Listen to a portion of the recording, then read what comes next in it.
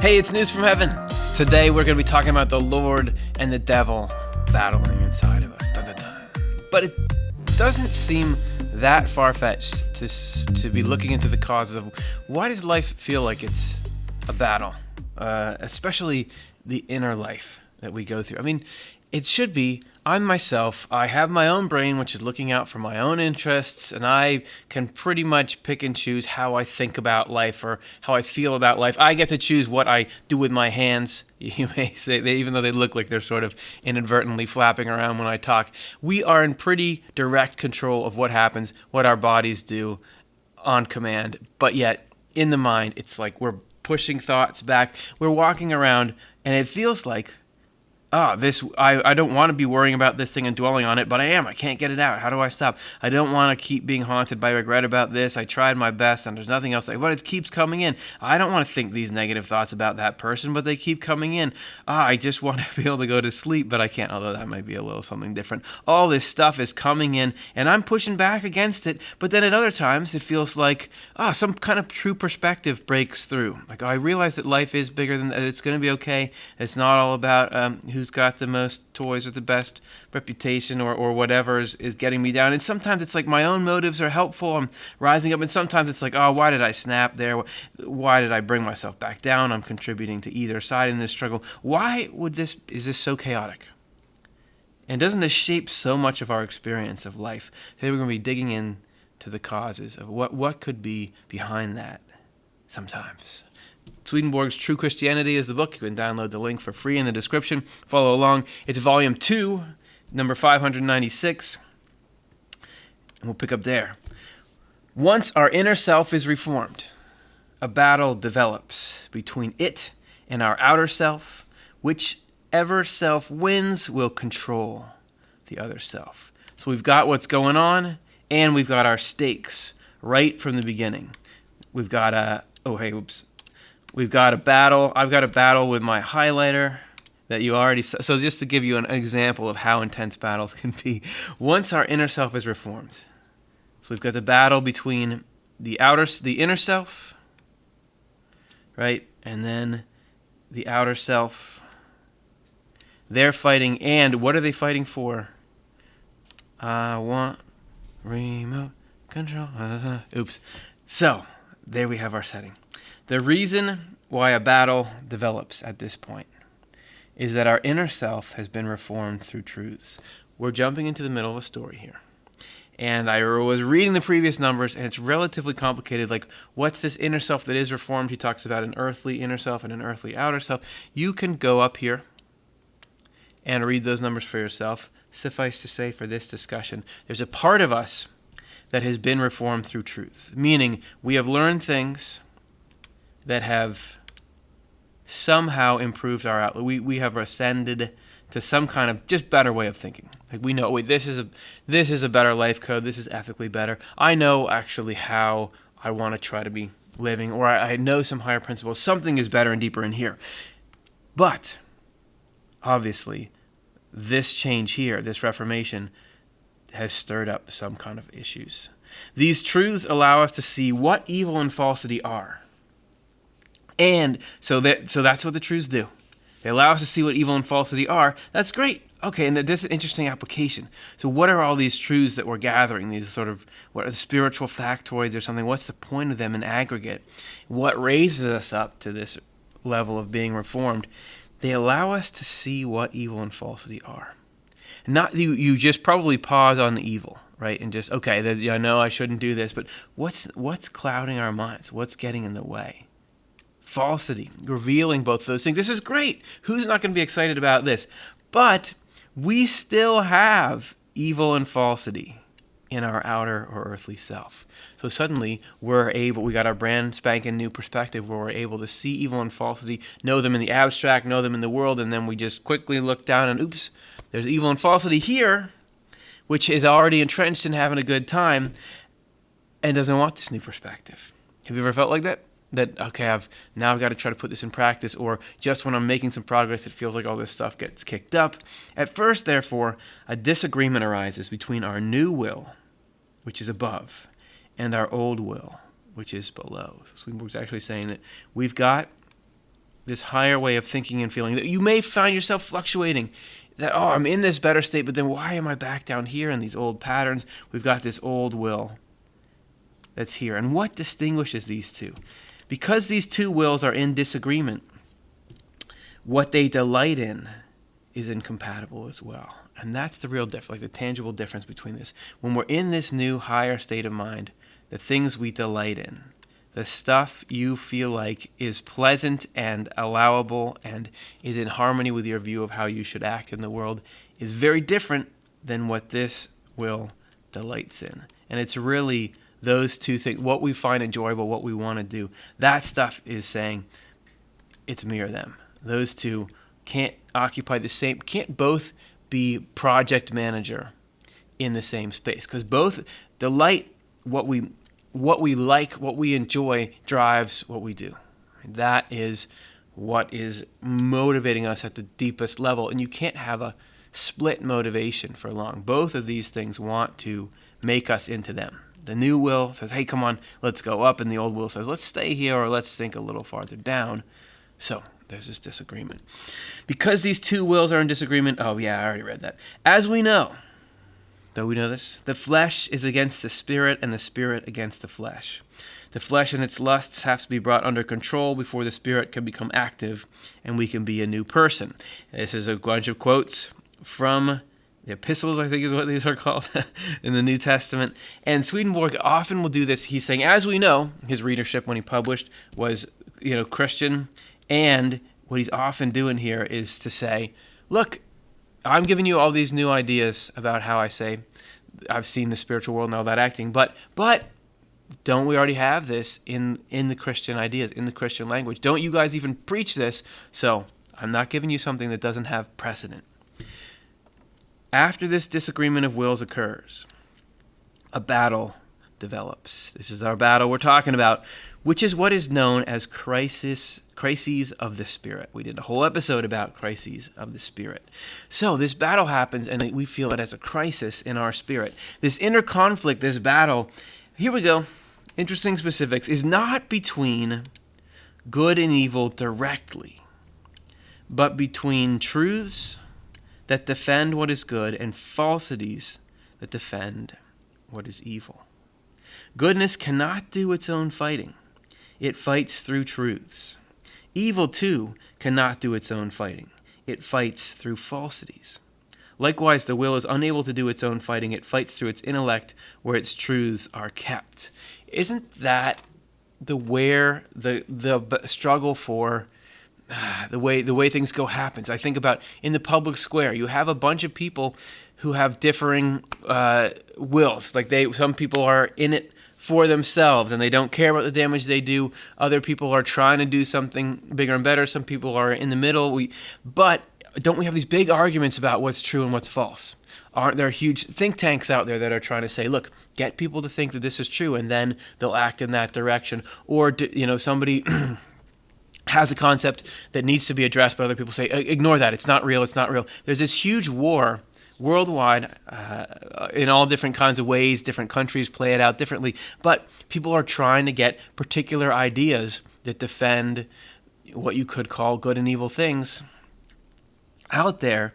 That this is how it goes. The urge to do something well can't convince somebody. It can't put itself into action. It has to have supporting reasons. We've got to have reasons and something that is something that's evil. That is, and I would say evil in that nobody wants you to know they're doing it. Right? Isn't there people? There's all kinds of activities. You're swindling people out of money. You're doing something that's obviously, if the whole world found out, it would be shameful and embarrassing. So you try to spin it, and you try to put the right qualifiers on it. You try to change the language around it and say, no, we're not doing something that's that bad. It's fine. It's fine. That's what this is. Evil needs, because evil essentially is abhorrent to, the general conscience. Anybody who's trying to indulge in it has to justify it to themselves and has to justify it to the world. That's evil fighting through its falsities. And goodness, even though people can sense it's the right thing to do, unless it has unless the truth comes to light, it doesn't have that power to take root. Same thing happens within ourselves. That battle is something we feel inside ourselves. So take it back from the global scale I was talking about into the individual scale. We've got this new will. The old will is there. These two are starting to clash because the old will, sorry, I'm already setting off on another tirade here. The old will is sitting there entrenched. This is everything that has had us in the state where we're unhappy enough in whatever way that we are looking for something new, for our higher truths to push out of it. But it's got a lot of vested interest in staying there. It keeps us in this state of misery that it feeds off of. It keeps us from doing too much good. It keeps itself from being discovered. So it's there. It doesn't want to go anywhere. But this new will sees the potential for how happy our life could be, and it's really God just reaching down with the first little bit of rope to try to pull us up and out of that. That's what salvation is. So there's necessarily going to be this conflict. And where does it play out? It plays out in us. That battle is something we feel inside ourselves and nowhere else. We experience it as an attack of conscience. In this word, conscience, Swedenborg will describe it as something between conscience like Jiminy Cricket, but also consciousness. This is something we feel play out in our thoughts and feelings. In reality, though, even though it feels like our feelings and thoughts, what is it? What's the cause of that? In reality, though, it is the Lord and the devil that are fighting inside us. The devil meaning hell. To Swedenborg, the devil is an aggregate of everything evil. The devil is the love of self, the love of dominion over other people that all other evils stem from. This is what's fighting inside us. They fight for control over us, or to see, and check this phrase out, to see whose we will be. We're going to end up, somebody's going to get us into their fold. And they both want us. Who's it going to be? The devil, or hell, attacks us and summons the evils that are inside us.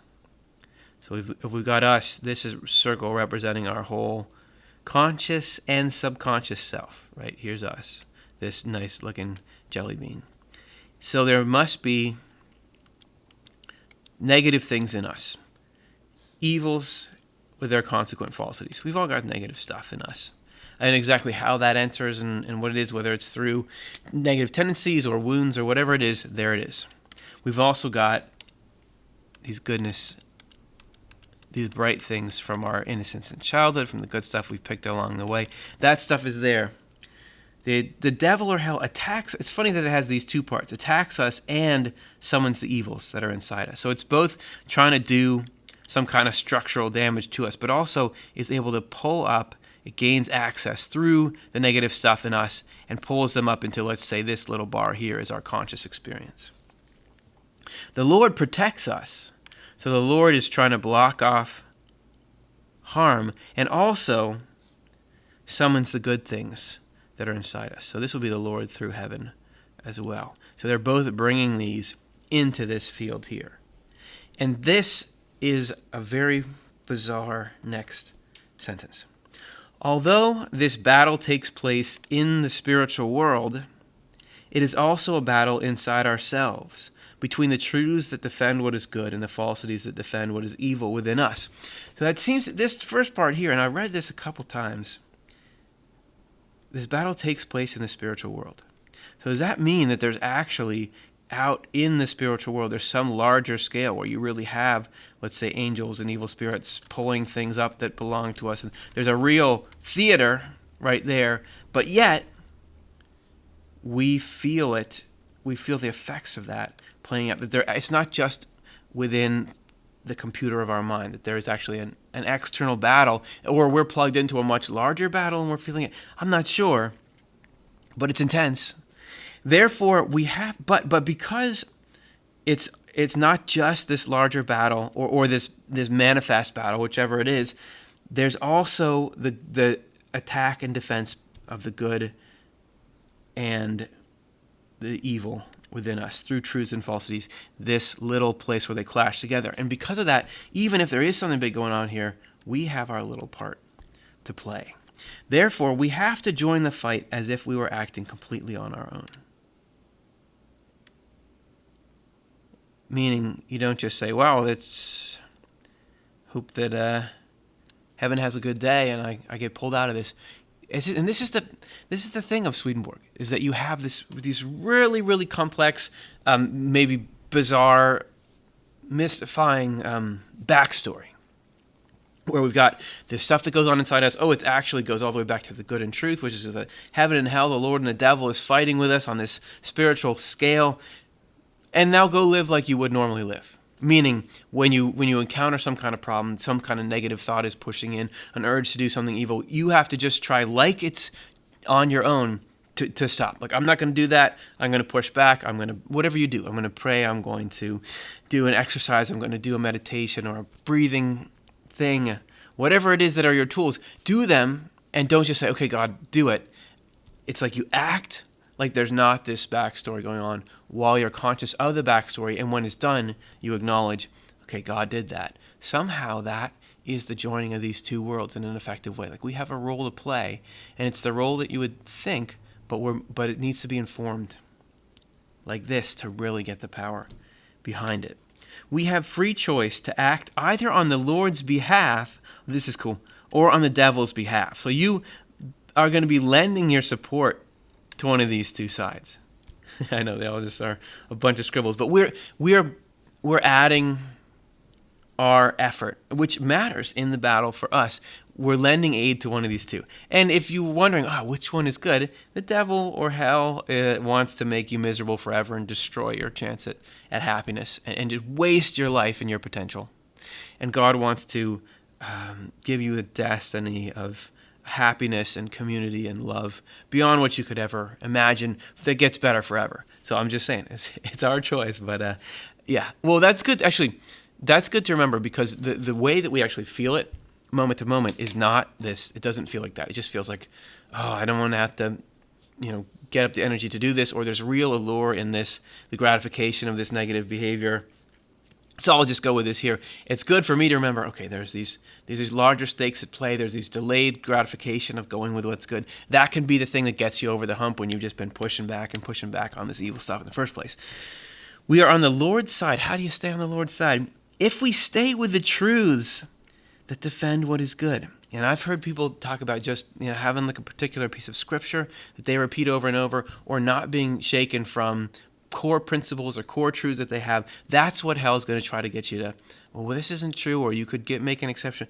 Sticking with those as much as you can is how you stay on the Lord's side. We are on the devil's side if we stay with the falsities that defend what is evil. And think of being in some destructive pattern and what keeps that pattern there. You think of like corruption in a city government or something. What forces are keeping that thing mired? What special interests are there? That's in us too. So what keeps us in this, I'm just going to be in this sort of state that reinforces everything negative? For me, if I'm just going to stay lazy here, I'm not going to do this spiritual practice, what I need to, not going to get this thing done. I'm just sucked into this little ball that maybe feels like I'm resting now, but I know when I step back and look at it, this contributes negatively to my overall satisfaction in life. That's the kind of, it's not always evil as in, I'm going to go out and overtly cause mayhem and try to kill people. It could just be as much as like keeping me in this draining, debilitating state of life versus what could be out there. It follows from this that whichever self wins, whether it is our inner self or our outer self, it will control the other. The two wills, remember those mighty W's, they're two different. They can't coexist. One's got to be calling the shots, because the shots they call are exactly opposite. It is entirely the same as two enemy monarchs who fight over which of them is going to rule the other's country. You know how that is. Okay, in Swedenborg's day, there were still monarchs running countries. The one who wins gains control of the other's territory, and all who live there have to obey their new ruler. If this is the case, so what are the stakes here? If our inner self wins, it rules and gains control of all the evils in our outer self. And our regeneration then continues. So it's about this regeneration. And it doesn't even say it obliterates the evils in the outer self. These things, it just controls them. And it allows the regeneration to continue. You won't expect that, okay, I'm totally different overnight, but at least things can move in the right direction. If, on the other hand, the outer self wins, it rules and drives away all the good qualities in our inner self. It doesn't want the good around. Get that out of there, and our regeneration then ceases. So we are not making progress, which is exactly what the devil, the hell inside us, is trying to do. Stop us from making progress. Because this picture here, this chaos where we don't know what's going on and we can't stop these patterns and we are overall overwhelmed by misery, this is what hell is looking for, and actually just wants to make that worse and worse and eventually shut out all these lights. But the hell is much more satisfied with the status quo, because the status quo is rough. But what heaven is trying to do is gain control of all these. So instead of being a mass clouding up our sight, let's take them. Let's focus them all, and we'll stick them somewhere. Let's say they've got to go here or something. We'll stick them there, and we'll get it so that they are fenced in a way that regeneration can continue, and that each of these can be brought out and worked on in due course, and we can eventually flip it so we get our light instead of darkness, and we end up creating a system that even when negative things come in, as they always will, we're ready to process it, and that everything that comes in we then are able to turn into us raising farther and farther and farther. That's what the Lord is looking for. That's why the battle's happening, because life doesn't have to be like that with all these clouds and all this confusion and all this negativity. Life actually could and should be way better, and knowing about how these sorts of battles are taking place, what we should do, the context of why life has the feel and sometimes seeming chaos that it does, to me, it makes all the difference in context, that I can know this is a part of the process, here's the part I can play, here's what I don't have to do, things are going to get better, and that's going to be good. That's the news from heaven. Hope you liked it. Hope it was cool for you. Please like and subscribe. If you did enjoy this, leave a comment. Let me know how this stuff is helping you. We love getting to hear that. We love answering you back. We love it when other people say, oh, I came in and watched the video and then read the comments, and that reinforced, because these battles are lonely. And knowing other people are going through them, knowing that people care, that makes a difference. And the difference is the point of the whole thing. So I hope you take these ideas in your mind and use them when you need them. Use them when this kind of stuff is coming up. And I hope they make an impact. And if so, that's what it's all about. See you soon.